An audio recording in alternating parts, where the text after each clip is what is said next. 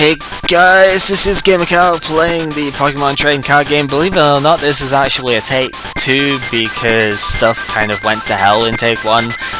Do not ever build a deck which is like pitiful in damage against this guy, because seriously. Anyway, it's good to see I actually got vote stuff this time, which is pretty damn awesome, and it turns out Psychic was almost unanimous, which is actually pretty terrible for this, but oh well, and Water happened to be the second highest, so I've kind of gone ahead and built Water Psychic.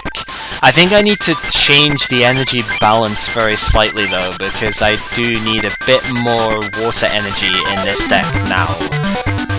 Because I have a decent amount of water attacking here. I've gone with Seal and Dewgong. I wanted to go with Goldeen Seaking, but that's quickly turned out to be a terrible idea, because I ended up having no damage in this. The problem with Psychic types is that their damage is really terrible in this game. I mean, the best that you've got is Kadabra's Super Psy, but Kadabra is so fragile, it's ridiculous. But yeah, Dewgong's high power is going to be kind of necessary for this. I've got Clefable just on the off chance it's going to be useful, because I think you know the way this game goes. Clefable's got a good chance to do something in this game. And Gengar is one of the ones that was sort of requested, and I do want to use Gengar. It is a cool card. It's a bit weak, but it's a cool card, so yeah. Then we have Chansey's for tanking stuff. Lapras is basically tanky as well, and that's it. In terms of trainers, I think I'm still going to keep the plus powers because I don't really have much else I want to do. Although I could go energy removal, that would have probably helped as well, but oh well. Yeah, I realise it sounds kind of lame that not keeping a thing, but it was pretty ridiculously bad in every aspect, and the actual recording was pretty terrible as well, so oh well, this is now something else. So yeah, we're gonna go ahead and do this, and it's gonna be great. So this guy has all of the legendary cards in one deck. It's a pretty dumb idea actually, but it works in a sense because they all have immense HP, and if you're only doing 30 damage a turn, you are not going to win this fight. So you've almost got to use something like Dewgong, or that equivalent. Because yeah, you can see he uses the evolutions, he's got energy removals and scoop ups, and everything pretty much is ridiculously high HP for this. So you've really got to have a lot of damage going. And I don't in my starting hand, that's not great. The problem with using Psychic types in this match as well is that he does have, obviously, the Dragonair. He plays Kangaskhan as well, as you see here, which has a Psychic resistance. So already he's playing two 90 HP Pokemon with a resistance to my thing. I cannot touch him right from the word go. This is sort of what happened last time. He's got Eevee as well, which is also Psychic resistant. So really, Gengar, or any Psychic type, is completely 100% useless in this game. And that's really where the big problem lies. That most of my deck is kind of useless because of that. Nevertheless, I do have Lapras, so I can go out to that, because Ghastly does have no retreat cost, so that's always good. And I can try and get Confusion on him next turn, stop him setting up quite as easily. I don't know, he focuses mostly on the Fire type, because of course Moltres' Fire Giver lets him get lots of energy out from the deck. And it's a pretty powerful card, so it does make a lot of sense that he does that. Gonna trade away the Gengar so I can get out a Haunter, because I might as well evolve while I can. Because, I mean, I want to Professor Oak at some point, so I don't really want to have spare cards in hand if I can help it. So yeah. Confuse Ray is going to not confuse, of course, but that's okay, I suppose. It's not really, but I'm gonna pretend that it is, because I'm kind of like that right now. So many colorless types, so much Psychic resistance, so much hate. Seriously. But I guess it's almost alright, but at the same time it's not, because yeah, he does have a lot of basics, I guess. He does play the all of come on, seriously? He does play all of the legendary birds in duplicates. I don't know how many Dragonite he plays. I think it might only be one, but at the same time it wouldn't make sense, because then... yeah, I'm not an expert in the makeup of his deck, that much is obvious. I'm not even gonna bother Confuse Rating from here, because I can do hit KO with Water Gun, so... yeah. And more colorless. Every single card he has out right now has a Psychic Resistance. This is the worst thing ever, seriously. There goes Gengar as well, so I guess I've got that going, which is nice. Except he can't touch the field because look at it. He has 5 Pokemon and they are all Psychic Resistant. This is just so dumb. Seriously dumb. And to the one person that suggested the 4 Hitmonchan deck, as funny as that would be, it would be utterly useless in this fight. Oh god. Because, as you probably know, all the legendary birds and Dragonite have a resistance to fighting, so as soon as he gets set up... well, I mean, I guess it would be useful at the start, because right now, yeah, it would be kind of okay, but not later on. Double Colorless goes on Chansey, that's exactly what I have it set for. And I think I'll just go ahead and attack, because even if he brings out, like, Jolteon or something, that's going to have 30 damage on it then, which is fine. And here is the legendary bird that we didn't see last time. Articuno's ability, as I mentioned in the description last time I think, has the option of paralyzing you on a coin toss, which it has got successful, so I'm not going to be able to move next turn. How magical. Maybe I should have gone with Confuse Ray after all. Well, he's not doing a whole lot of damage to me right now, so that's okay. And if I can draw a switch... Chansey is not a switch. You know what, screw it, I'm Professor Oaken, I don't need 2 Chansey right now. So I'm going to go ahead and get myself some new cards, which is going to include a whole ton of random stuff, I suppose. Yeah, there we go, there's a switch, so I can go out to Gengar, maybe, not... I don't know, I'm gonna go out to Chansey and retreat Chansey with the single energy cost it's got, because Chansey is amazing like that. 120 HP and 1 retreat cost, along with the most powerful attack of the game cost-wise. Sure, it basically kills yourself as well, but oh, why I forgot to do the cursing, I'm an idiot. If I'd have remembered, I'd have cursed off one of the damage counters there, because that was excessive. I am just dumb, I don't know. And here comes Dragonair's Hyper Beam, fantastic. We all know how this works because I've used it myself, and it's pretty amazing, and that's what's gonna annoy me right now. God, I have nothing. Like, literally nothing. And for some reason, it's decided it's gonna come out of the thing again. Okay, so it just... I think it's Fraps rather than having 2 monitors going, so whatever. Luckily, I don't think you can see my mouse cursor though, so yeah. Gonna have to try and get something set here, because this Dragonair is gonna tear me a new one if I can't get set up. So, discarding Ghastly and Lapras... no, Trader. Discard the Trader and I'll get myself an Energy. I'll use the other Trader to get myself a Dewgong at some point.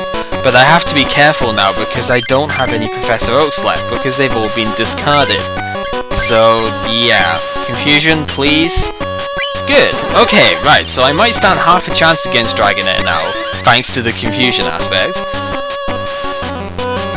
This is kind of good, except yeah, this is what Jack normally does. He plays Scoop Up to get rid of his Articunos and then plays them back down.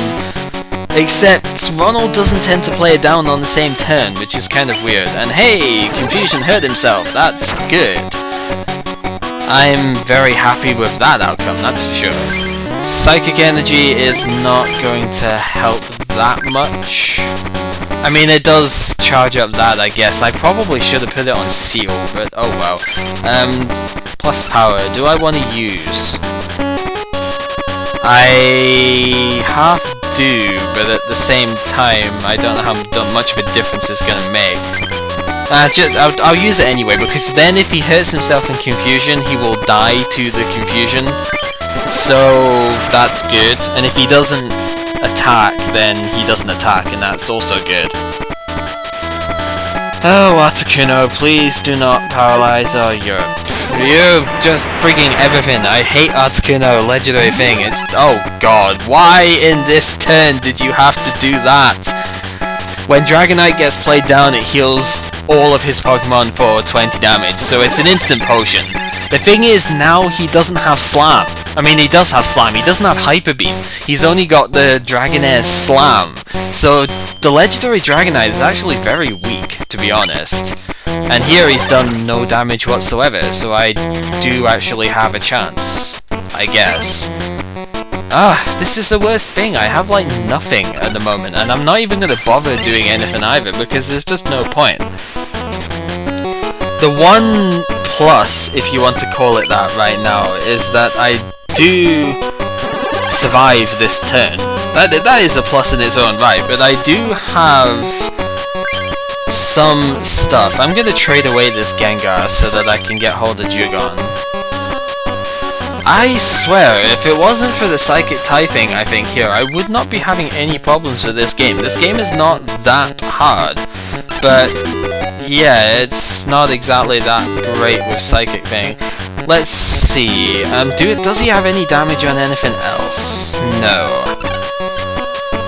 Oh, what's the best way of going about this? I think probably the best idea is to try for the confusion.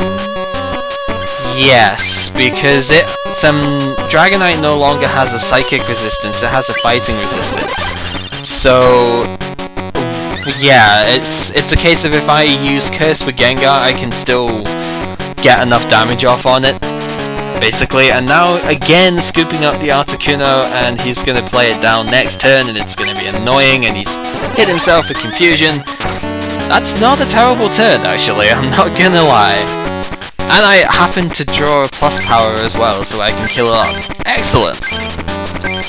Alright, so not exactly going the best ever, but it's not going terribly at the moment. Clefable might be useful if I can get hold of Clefairy at some point. And no, why is it now coming out again? I don't get it. My mouse is over the window. Why does it keep on coming out? This is stupid. It wasn't even coming out when I was recording before. So what the hell is up? Stopping me attacking. You are a dick, seriously. Just because you can't actually kill me off here. Hey, Clefairy, how about that?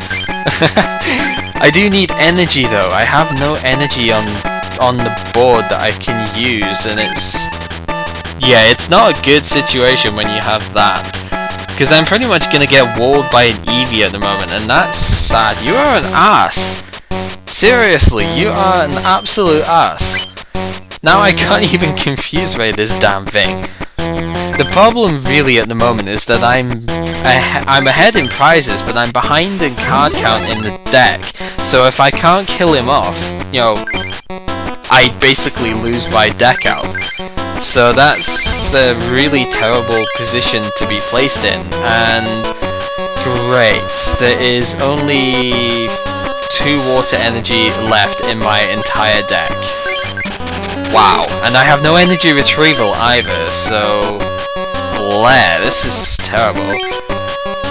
Well, luckily I don't need any more water energy specifically for Dewgong, so I guess that is a plus. The negative here is that I can't retreat, so again, here comes Moltres. Yeah, that's gonna hurt. I guess the plus about this is now he is ahead of me in card count. The negative is very obviously he has just picked out 4 energy from his deck. Seriously, he's getting extremely lucky in this game with most stuff. Oh gods, it's Jolteon. Crap. This is not a good situation. I've said that a lot in this video so far, and I realise that, but I swear I normally don't have trouble with this game. This game is not that hard, so I'm not understanding why I'm struggling here. It's just not coming off, and that's very weird. Anyway, what I'm going to do is I'm going to use the curse power to get rid of that counter and place it on the Dratini. I really want to try and get rid of that freaking Dratini as quick as possible. And that's it, really. It's a cheap prize, and I want to take as many quick prizes as I can here, because most of his cards have got a lot of hit points. So, yeah. That was the other issue with my last game, is that he only ever played Kangaskhan and the legendary birds outside of the first Eevee, which I killed in one turn. You, sir, are an ass. Come on, really? This is just playing to be a bitch now, and you know what? I am not playing by your game. I am just going to completely say, no, I am not playing by your rules. I am going to give you a freaking Aurora Beam to the face, but first off I'm going to use the Curse Power so that I can try and get a knockout on this Jolteon in a couple of turns. I might not even actually attack next turn because I'm kind of wanting to kill off Jolteon before it comes out again. So I don't think I'm even going to attack next turn. Just so I can get the kill on Jolteon before it starts up. Dewgong, totally useless. Get the Curse Power to go ahead and, yep, go with that. And I'm not going to attack because I don't want Jolteon to potentially one-hit kill me with a double kick. It's possible. I have one-hit killed with that before, 80 damage, so it's possible with weakness. And I don't think I could really recover from that if that happened. So, yeah. Damage going off of Dratini just because, and yeah, there's a weird glitch with the knockout like thing there, which is kind of funny.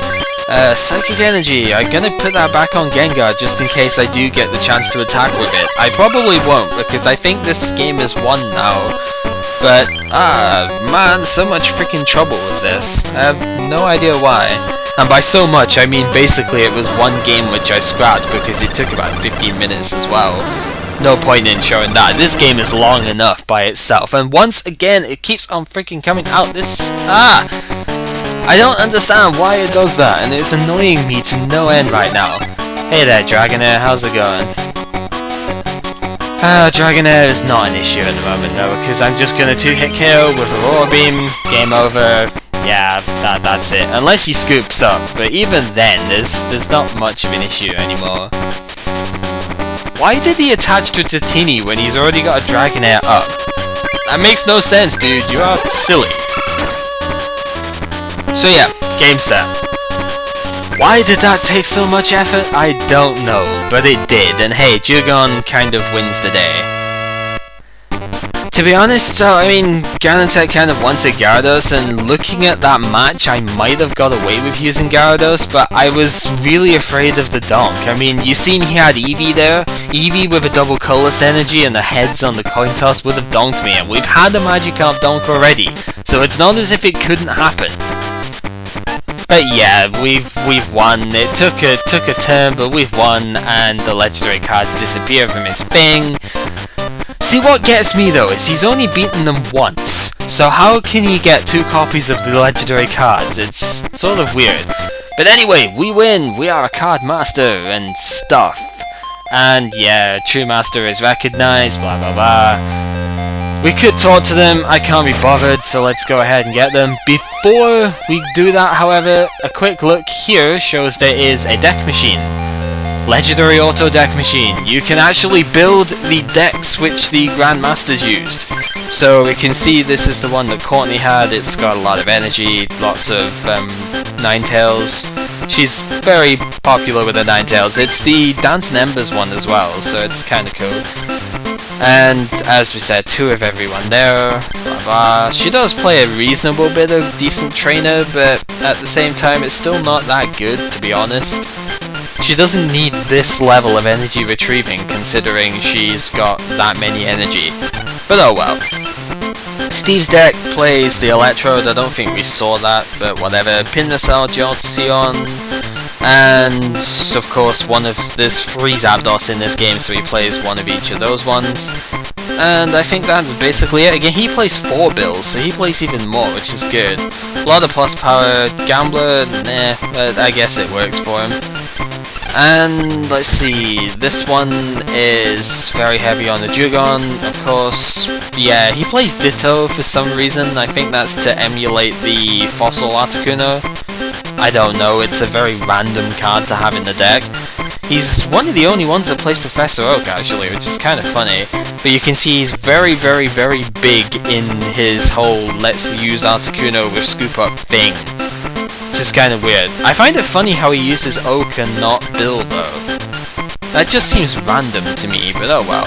And then the Dragonite deck. Oh, he plays 20 water energy, so he's got 24. So he's basically got the same amount of energy. I thought he had less than that. Oh well.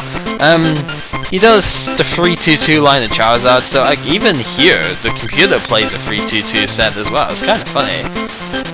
He also plays Professor Oak, blah blah. Breeder because he's got 4 stage 2s in the deck in total, so that makes sense. Again, no Bill though, which is so random. And then this here, Mysterious Pokemon deck, is a Grass and Psychic build, which uses 2 very special cards that you almost can't get in the game. It's a big troll moment, but this Venusaur and the Mew, which follows down here... No, that's the level 8 one. This one. These are what they called Phantom cards, and the only way you could attempt to get these was through the mechanism of Card Pop. What this did, it used the infrared sensor which was on the Game Boy Color, and it basically let you gain a card by card popping with another player. The catch was you could only get 1 per save file, I believe, per thing, and again it's I think it must be a Fraps issue of some description, but whatever. It's you could only get 1 per save thing, and these were very, very, very rare cards, so there was almost no chance of getting them. So you could basically never build this deck. And well, this attack seems really interesting, but I've never managed to get very much from it. The best I've gotten from it, which is on the sequel to this game, is about 20 damage and sleep. Usually, I've had it do no damage quite often, and I've had it do like absolutely nothing. And it's just not that good. And it does have no retreat cost and no, like, well, it's no resistance unfortunately, but it has 0 retreat. It's kinda cool. But it's not that good, to be honest. This Venusaur, on the other hand, well, it's what I would call a tech Venusaur. I wouldn't use this as a main card, but I would use this if you are using the other Venusaur as well, just as a tech line, basically. This one lets you heal both you and the opponent's active Pokemon from status at the start, and once per turn, which is why it's a bench sitter, basically. But it's decent in its own right, because although it heals the opponent, Venusaur itself doesn't use status, so you're not really harming yourself by doing that. It's basically just there to heal your own status, and that's quite good. And then Mega Drain is the same as Butterfree's, it takes 4 energy and hard, like, thing. Decent with plus power, not that great on its own, but unlike Butterfree, it works on Venusaur, because, partly because of the whole other Venusaur, you can energy trans onto this. Mostly because Venusaur here has 100 HP. So, the fact that it has 100 hit points means that it can actually use the healing from Mega Drain a lot more effectively than Butterfree, who only has 70. So it's alright, but it's still not that good. The deck itself is really not that good either. It uses Pokemon Breeder, I guess. I think the idea with this deck is that it's designed to use Alakazam's damage swap going with Venusaur, so that you can sort of heal it enough. It's a really weird deck, but I think the concept of it works kind of well. It's just, it's not refined very well, because it doesn't have that good a trainer line, of course, and 26 energy is massively excessive. But it's alright, it's not a terrible idea. It's a different variant of Alakazam Stall, basically. But enough talking of that, we have cards to get, and they are floating in the air and stuff happens. We get one copy of each of the cards. If you go back in and play the Grandmasters again, you get one of the legendary cards again. It's a random one. You get one of each, so basically play it 5 times in total, and you will get all of the cards. We've already seen what they do, so I don't really need to go into any details here. I mean, yeah, we've seen that. I guess I could show its attack, because we didn't see that. 40 damage to one of the opponent's Pokemon at random. You know, I don't think the dude, Ronald, actually plays the energy of the right types to use the attacks. He simply uses them for their powers. But yeah, it's there. Another mentioned deck from the same guy who mentioned the Hitmonchan thing, which wouldn't have worked that well because of the fighting resistance, happened to mention that the most powerful deck in this game is probably the one that has 4 of this in it. However, hilariously, it's kind of weak against Blastoise. And why is it... ah, man. It's kind of weak to Blastoise, because Blastoise can 2-shot this thing and can be set up turn 2. This takes 3 turns to set up, doesn't apply weakness and resistance, so it had only 2 hits Blastoise. And yeah, it's hilariously weak to that. Even putting Electabuzz in the deck is not failsafe, because a plus power Hydro Pump at max strength would kill it in 1 hit, and it can only 2-hit KO as well, so it's kind of hilarious how that works. Second reason why I don't like this Dragonite, by the way, is it's got 2 retreat cost. Terrible, terrible, terrible card in comparison. Okay, its Healing Wind is nice, but it's only when it comes into play, and you can't get it out of play once it's there, other than Mr. Fuji, which is inefficient. Just play potions, seriously. I guess you could make some sort of stall deck involving Alakazam and this, but then why use this over Pokemon Center? Because Pokemon Center heals you entirely, and if you're stalling, you won't worry about the energy cost discarding thing. Basically, this card is just about useless. It is extremely underwhelming. Fun fact though, because this is the only card out of the legendary set which isn't random in any way, the Japanese actually got this, I think, when the game came out. And you know how the English version had the Meowth, which came with this game. It was a promo card that way. The Japanese version had this Dragonite. So the Dragonite technically does exist in the real TCG as well, which is kind of hilarious.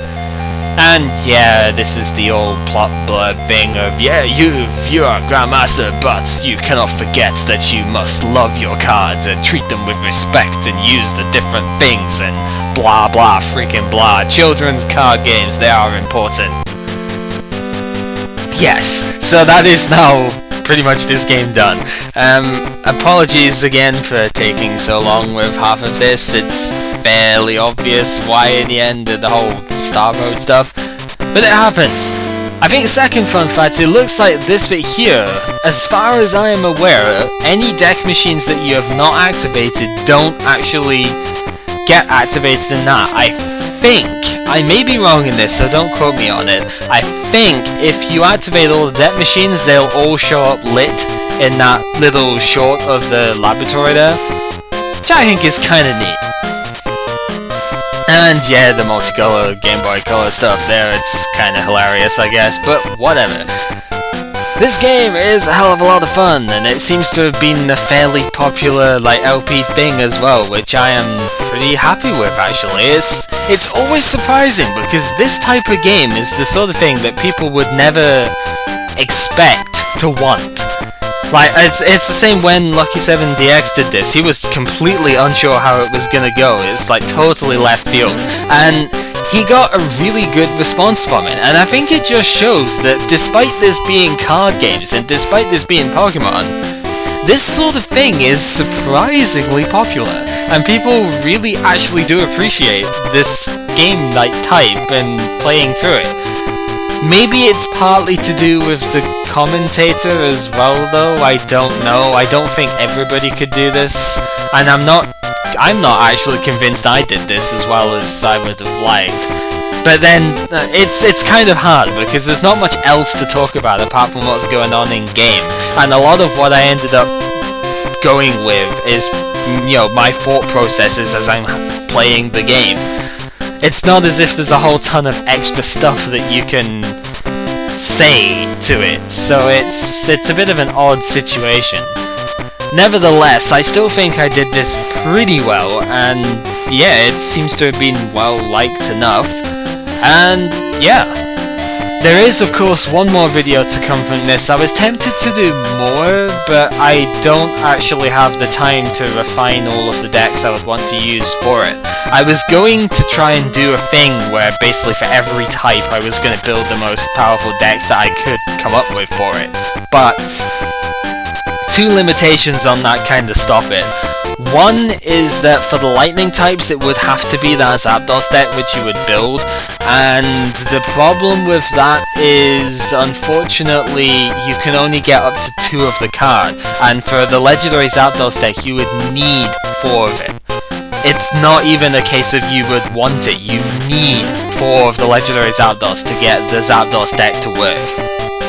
So I can't do it. It's as much of a shame as it is, I cannot actually do that for it. But what you can do, I guess, is most of the others, but I don't really have the time to try and refine fighting. I've done Psychic and Fire, and Water is kind of obvious, but I don't really have the time to refine the others, so I'm not really gonna do it, to be honest. I could always maybe just put up lists or something, or maybe just try and run through what I think is the best, but even at that, I'm not guaranteed to have the best deck strategy for everything anyway, so it's not as if I'm saying my decks are best, blah blah blah blah blah, because I'm not a competitive TCG player. I mean, I've played Yu-Gi-Oh! Like semi-competitively, like about 7 years ago by now, but I never really did tournament-based stuff, so I can't call myself a competitive player. Can't really call myself competitive anything except the Pokémon video games, but even that I don't play anymore, so whatever. Yes. So that is it from this one, I guess. We will see more of this next time. We have one card left to get, and that is from Ishihara if the trade is now open. Which I hope it is, because I have the card to trade as well, so yeah. In terms of a sequel, like, LP for this one, it is something I want to do. I'm gonna put that there now. It's something I wanted to do before I even started LPing this one, but I figured I should obviously do the original first because it's in English. The sequel, as those who paid attention to the stream of it I did, God knows how long by now, I think it was about 3 or 4 months ago by now, but those who were there at the stream stuff know what it's like, and know that the actual battle text is all English, all the card text and stuff, but most of the game is in Japanese.